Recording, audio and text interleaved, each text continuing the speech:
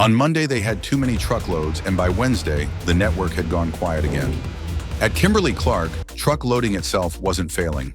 What kept shifting was the flow, and that instability started to interfere with how transportation planning actually worked across the network. Some days were overloaded, others were underutilized, and there was no clear pattern. That kind of variability made load planning unreliable, and it became difficult for warehouses and carriers to align with what the transportation network actually needed.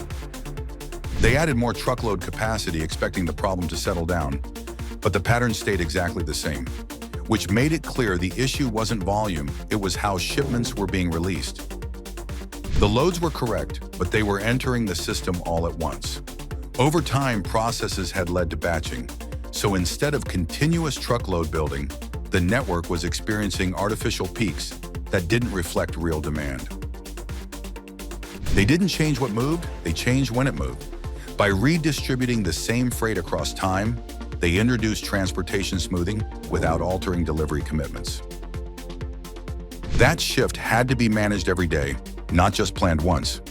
With ProvisionAi, they implemented Earl, a system designed for continuous load optimization that evaluates demand and capacity daily while improving OTIF performance and keeping the network balanced.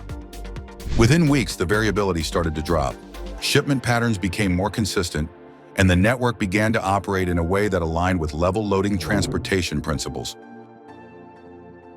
As that stability took hold, variability dropped by around 60%, which meant fewer extreme days and a system that could finally be planned instead of constantly adjusted.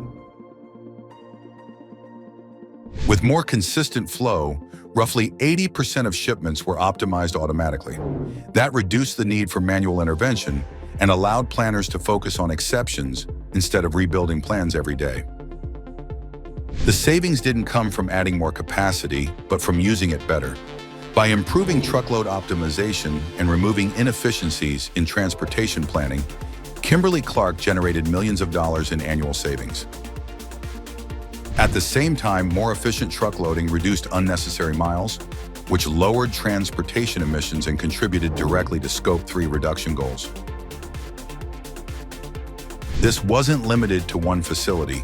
It scaled across the North American network, improving transportation forecasting and strengthening supply network planning with a system that effectively acts as a digital twin of the supply chain.